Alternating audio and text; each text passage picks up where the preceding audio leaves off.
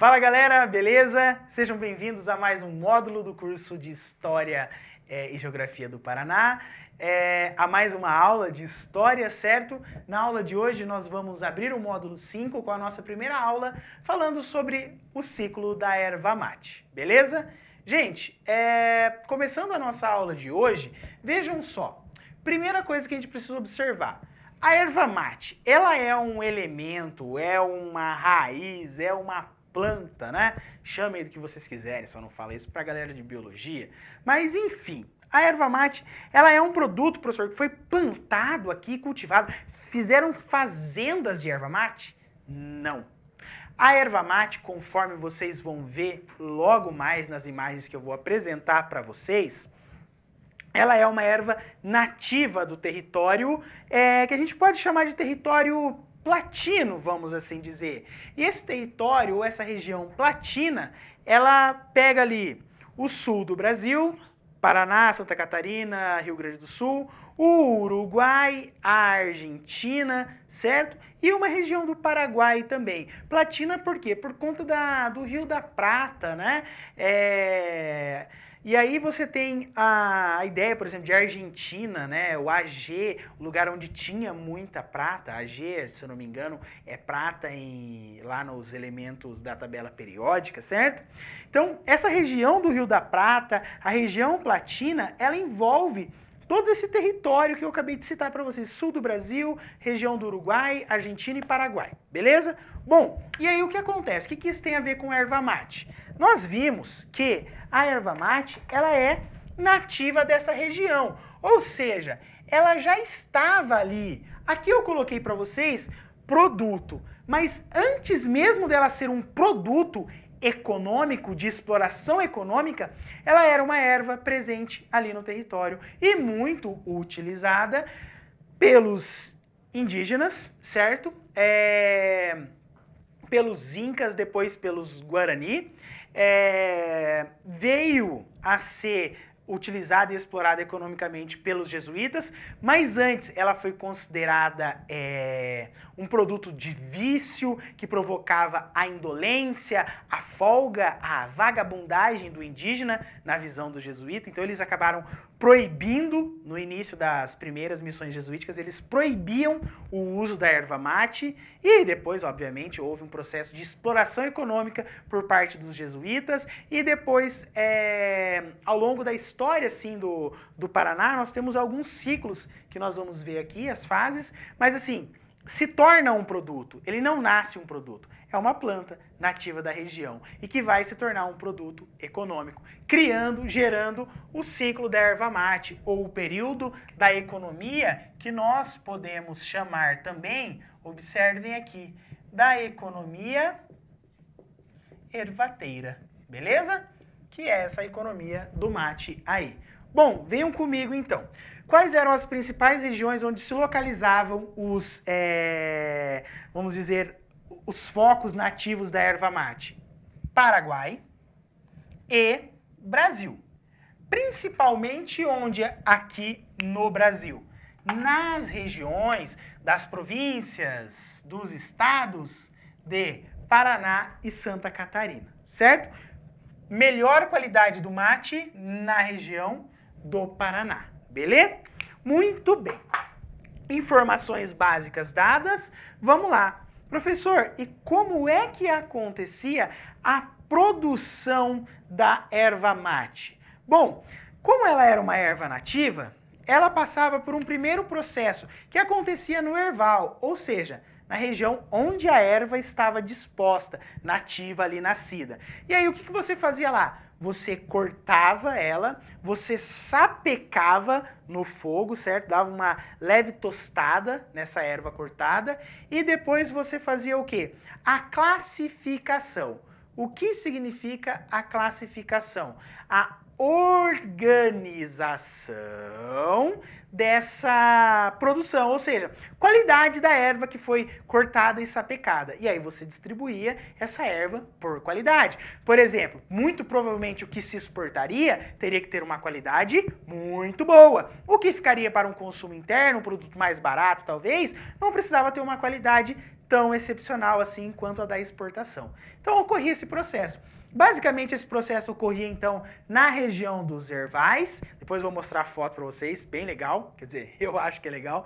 Enfim, e era feito por mão de obra humana, ou seja, trabalhadores, assalariados. Gente, um detalhe importante, houve pouco ou raro trabalhador escravo nesse processo da erva mate. Não teve, porque a erva mate ela proporcionava o desenvolvimento, já nesse período ali, principalmente no século XIX, de um trabalhador que era um trabalhador autônomo, assalariado, mais livre, tá bom? Essa é uma característica importante. Não houve mão de obra escrava trabalhando na erva mate, beleza?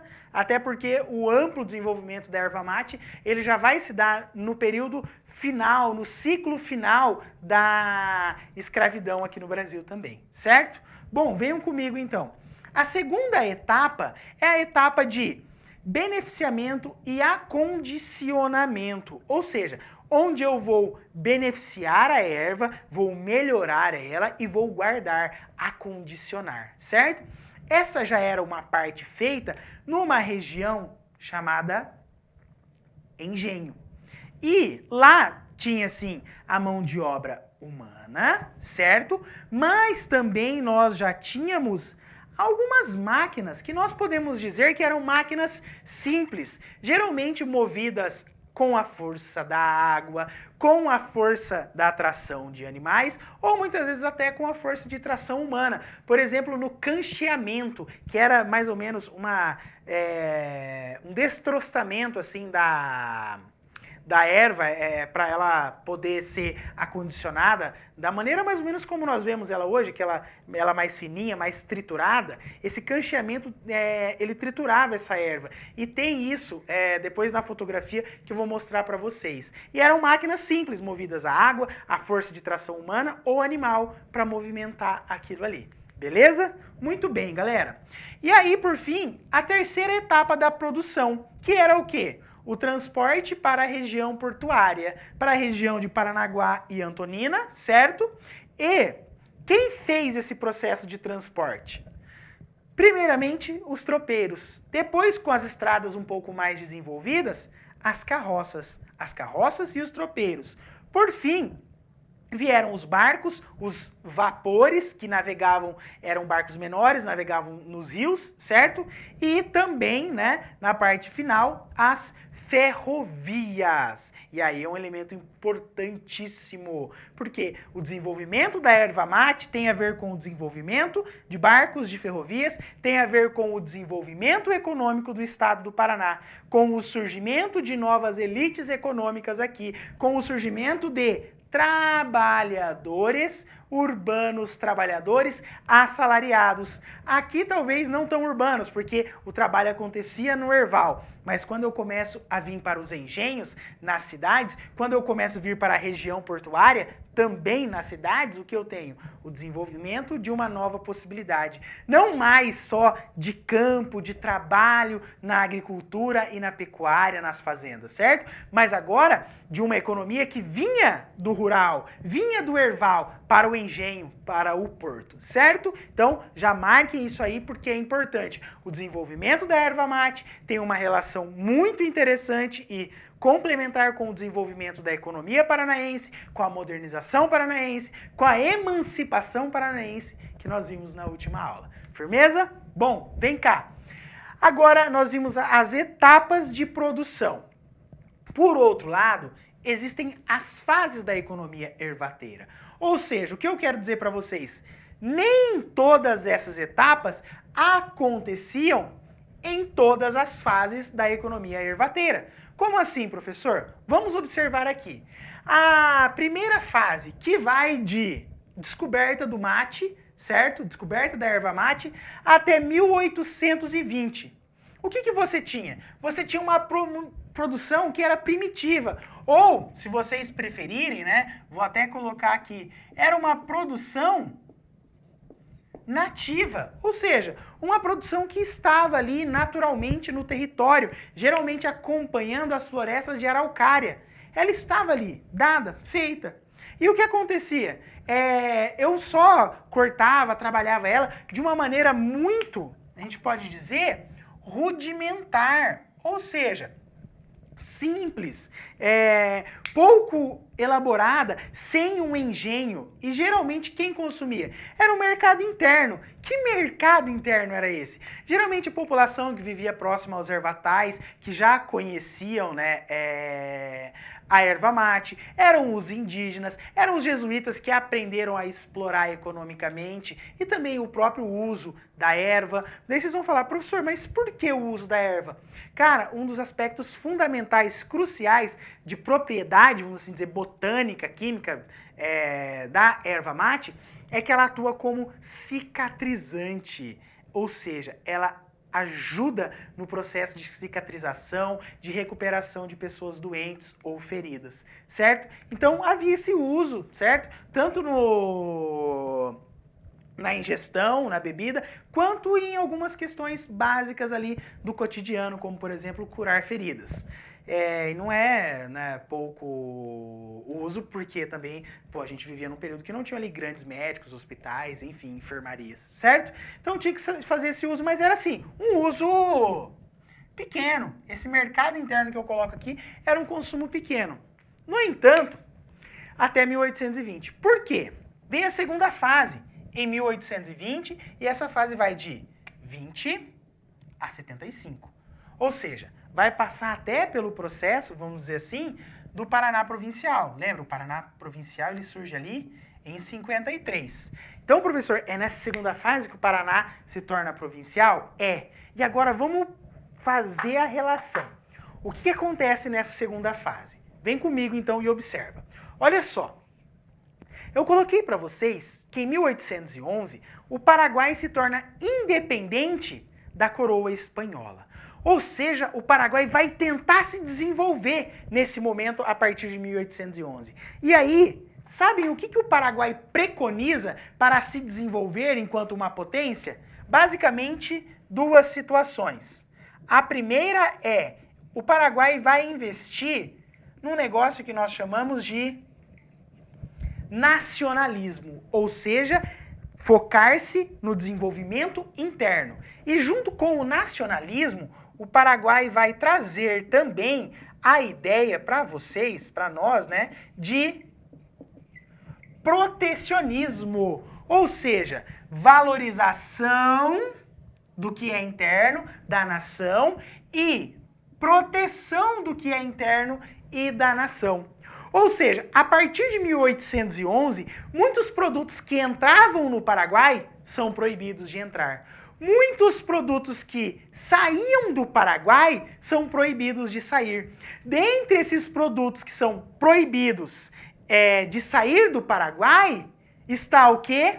A erva mate. Ou seja, a partir de 1811, o Paraguai se fecha para outras economias, principalmente para a economia argentina. E aí, ao se fechar para a economia argentina, os argentinos, que eram os grandes consumidores de mate, principalmente de mate do Paraguai, vão buscar mate onde?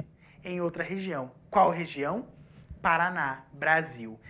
E é nesse período, por volta de 1811, 1820, que chega aqui ao Paraná um senhor chamado Alzagaray.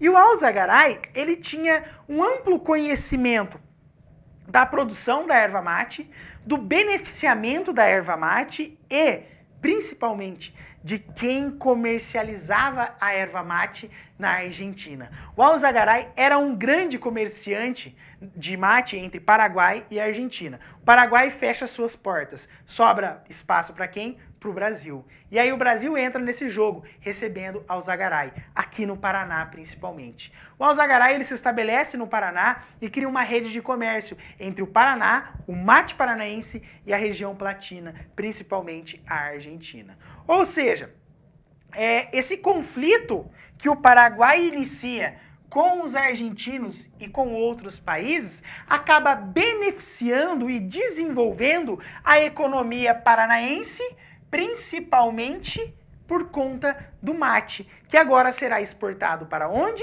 Para a Argentina, com maior fluxo, com maior, vamos dizer assim, volume, certo? E claro, exigia-se maior qualidade. E essa segunda fase, de tantas mudanças, de tantas transformações, é uma fase em que nós temos uma produção do mate industrial, ou seja, já se insere nessa segunda fase o processo de beneficiamento e acondicionamento. E também, olha só, exportação. Ou seja, a segunda e terceira etapa do processo de produção da erva mate, ela se torna forte, preponderante, ambas aparecem quando nós temos então a segunda fase, de 1820 a 1875, com a produção industrial, o beneficiamento nos engenhos e a exportação para a Argentina. Até então, na primeira fase, professor, eu tinha apenas o corte, o sapeco e a classificação mais ou menos? Depois, na segunda fase, é que eu tenho uma produção mais industrializada, um beneficiamento nos engenhos e a exportação, principalmente para Uruguai e Argentina. Mais especificamente ainda para a Argentina. Com o apoio de quem? Do Alzagaray. Com o vacilo de quem? Do Paraguai, que se fecha para desenvolver autonomamente o seu Estado, valorizando o nacionalismo e as práticas políticas econômicas protecionistas aí. Beleza? Já volto com vocês com a terceira fase e demais informações sobre a economia ervateira, tá bom, galera? Aguardem só um segundinho. Muito bem, galera, voltei. Olha só, a terceira fase, então, da economia ervateira aqui no Paraná. Bom, ela é uma fase pós-1875. Dois fenômenos são importantes para a gente demarcar aqui. Ah, professor, na segunda fase já aconteceu, mas é importante lembrar. O Paraná já era uma província autônoma após 53, certo? E aqui uma outra coisa é importante e que havia acabado de cessar, vamos assim dizer, que é a Guerra do Paraguai. A Guerra do Paraguai, ela cria mais uma vez, uma grande dificuldade para o Paraguai e aproxima ainda mais o Brasil da Argentina, tá? Então, a Guerra do Paraguai, ela vai gerar um bloqueio às trocas comerciais e econômicas entre Brasil, no caso, o país, Uruguai, Argentina e Paraguai. Vai bloquear essas relações e o Paraguai vai se isolar. Além, é claro, de, por meio da guerra, ter perdido grande parte do seu potencial, da sua estrutura de exportação e de produção. Certo? Então o Paraguai ele cai mais uma vez em relação à oferta do mate. E o Paraná, como grande produtor de mate, né, e agora com uma tecnologia desenvolvida e tudo mais, após o Alzagaray, o que acontece? Há um desenvolvimento muito grande da economia ervateira nessa terceira fase. Essa terceira fase, até ali por volta de 1920, principalmente na passagem do século XIX para o XX, nós falamos que é o período auge da produção, certo? Da erva mate. Os engenhos, eles são movidos para a região de Curitiba. Por que para a região de Curitiba, professor? Capital da província. E também para a região litorânea, principalmente Paranaguá e Antonina. Por quê, professor? Porque você trazia toda a erva mate, certo? E só beneficiava ela no litoral e já embarcava, ou em Curitiba, enfim, e já embarcava para os navios. Professor, mas espera aí, nesse período aqui, Paraná, provincial, já havia um amplo desenvolvimento de estradas, por exemplo, a Estrada da Graciosa, que já estava sendo construída, e também ferrovias. Ou seja, galera, é importante vocês perceberem o que? Havia aqui uma estrutura que permitia os engenhos serem levados para Curitiba e também para o litoral. Ou seja, a autonomia paranaense conquistada após a emancipação em 53, ela permite um desenvolvimento maior da infraestrutura do Estado para o transporte, para o movimento das cargas de erva mate e de outros recursos também. Mas o nosso foco aqui é a erva mate, certo? Além disso, é um período de desenvolvimento de novas técnicas, de novas forças motrizes. Nós estamos falando já do período de chegada da segunda revolução industrial, de uso, por exemplo, da eletricidade na produção. Ou seja, os engenhos ganham inovações técnicas. Bom, toda essa inovação, o bloqueio ao Paraguai, o ampliamento, certo? Ampliamento é feio, né? A ampliação da produção, da exportação, do comércio da erva mate no Paraná tem a ver também com uma outra situação. É nesse período que se consolidam as lideranças do mate no Paraná, os famosos barões do mate. Aí vocês vão falar, professor, quem são esses barões do mate? São patriarcas, são pais de família, são homens que enriqueceram por meio da plantação, ou melhor, da coleta, da extração do mate, certo? Do beneficiamento e da exportação. Ou seja, galera, esses sujeitos aqui, conhecidos como barões do mate, são os burgueses que acabaram se desenvolvendo economicamente, se fortalecendo economicamente, por conta do quê? Por conta da erva mate. Certo? Então, esse período da terceira fase é o período de consolidação dos barões da erva mate, é um período de inovações técnicas, aumentando e melhorando a produção, é um período de desenvolvimento da estrutura de modais para o transporte da erva mate, e tudo isso condicionado ao quê? A uma condição histórica, que é a Guerra do Paraguai, a vitória da Tríplice Aliança contra o Paraguai, o bloqueio do Paraguai na região platina.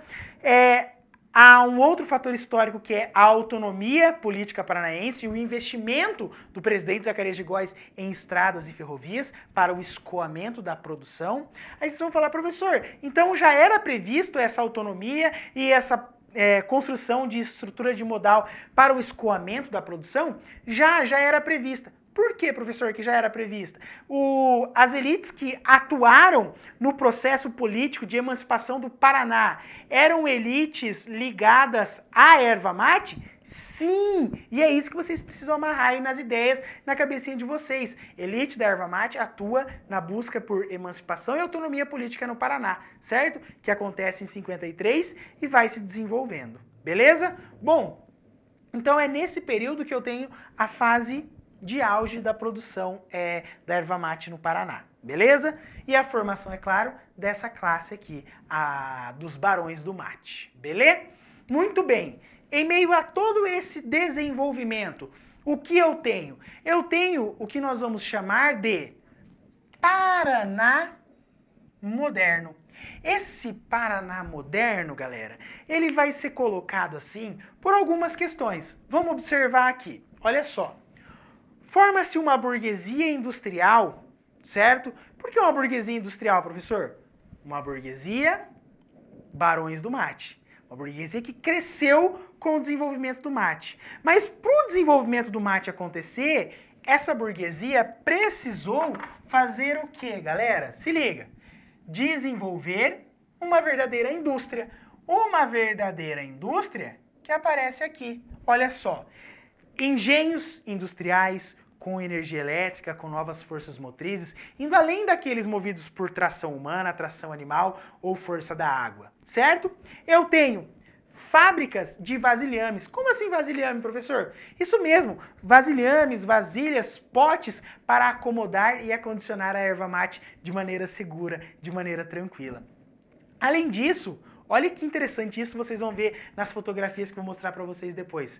Fábricas de rótulos, ou seja, qual é a erva mate, qual é a procedência, quem é que produziu. E geralmente esses barões do mate, essa burguesia industrial relacionada ao mate, ela queria colocar o seu nome, o nome da sua família no vasilhame. Então eles faziam rótulos para destacar os seus vasilhames. E, obviamente, a sua produção de mate, o seu engenho, ok? Então, percebam isso porque é importante. Por que eu tenho uma burguesia industrial? Porque essa burguesia industrial, ela é advinda dos barões do mate, que enriquecem com o desenvolvimento da economia ervateira. Mas para a economia ervateira se desenvolver, foi necessário engenhos, fábricas de vasilhames e de rótulos. E óbvio, tudo isso vai criar o quê? Direta e indiretamente, outras estruturas. Estruturas urbanas, estruturas industriais. E aí eu tenho o quê? Um Paraná moderno. Por que um Paraná moderno? Acabou de sair da dependência de São Paulo. Um Paraná moderno é um Paraná autônomo, independente. O Paraná moderno é um Paraná que tem, na burguesia industrial, nos barões do mate, o seu desenvolvimento econômico. Não é mais aquele Paraná atrasado, agrário, que tinha, por exemplo, mão de obra escrava. Agora não. Agora eu tenho o quê? Eu tenho uma classe que é operária, que trabalha na indústria. Em qual indústria? A indústria do mate. Esse operário se organiza e formam suas associações, seus sindicatos e até mesmo os bairros operários, onde haverá ali uma, vamos dizer assim, sociabilidade para e entre os operários. Aqueles que são operários são aqueles que recebem salário, que têm um emprego, cumprem uma função dentro da indústria. Os burgueses, a burguesia industrial paranaense, era dona da indústria onde esses operários trabalhavam. Quais indústrias essa burguesia era dona? Ela era dona dos engenhos, das fábricas de vasilhames, de rótulos. Ela, por exemplo, começa a desenvolver outras áreas, como a área do papel, a área da exploração da madeira para construção de móveis, a área de construção civil, como nós vamos ver aqui, ó. Porque começa a se ter no ambiente urbano duas classes sociais e uma grande quantidade de pessoas vivendo nesse ambiente urbano. E aí o que acontece? As cidades que vão se envolver direta ou indiretamente na economia ervateira, elas vão precisar e vão ser levadas a se desenvolver. E de uma maneira, galera, muito acelerada. Isso é importante. Por quê? Para eu instalar a minha indústria, para eu formar o meu bairro, para eu me estabilizar aqui, eu preciso de uma estrutura. E de onde vai vir essa estrutura? Precisa ser feita, precisa ser construída. E ao construir essa estrutura, eu construo o quê? Um ambiente urbano, eu construo uma cidade. E aí eu desenvolvo o quê? Uma infraestrutura urbana com ruas, estradas, edifícios, bairros, operários. Os burgueses não ficam de fora. Criam os seus bairros próprios. E aí eu tenho aqui um estudo, por exemplo, vários estudos sobre as regras de sociabilidade. Burgueses viviam, moravam nos bairros burgueses. Operários viviam e moravam nos bairros operários. E aí você via nitidamente a diferença de moradia e de vida nesses bairros operários e burgueses. Eu vou mostrar depois para vocês, além das fotografias dos rótulos e dos vasilhames, eu vou demonstrar também a parte das casas, dos palacetes, todos aqueles palacetes, quem já foi para Curitiba, quem é de Curitiba, conhece a região dos bairros mais nobres. Esses palacetes, esses bairros mais nobres são o quê? Dessa burguesia industrial, que veio de onde? Da economia ervateira, os barões do mate. Ou seja, galera, o mate ele é tão importante, ele é tão relevante no desenvolvimento da economia paranaense, porque é por meio da erva mate que eu tenho força para a emancipação. É por meio da erva mate que eu tenho força para a construção de um Paraná moderno, para o desenvolvimento de uma burguesia industrial, para o desenvolvimento de um operariado, um trabalhador assalariado e livre, não mais escravo. Eu tenho o desenvolvimento de um ambiente urbano e industrial e não mais agrário, baseado na agricultura ou na pecuária, um ambiente rural. Não que isso tenha deixado de existir, mas passa a coexistir junto com toda essa modernidade que eu apresentei para vocês. Beleza, gente? Nós continuamos na próxima aula, na aula 2, sobre a economia ervateira. Valeu, até mais!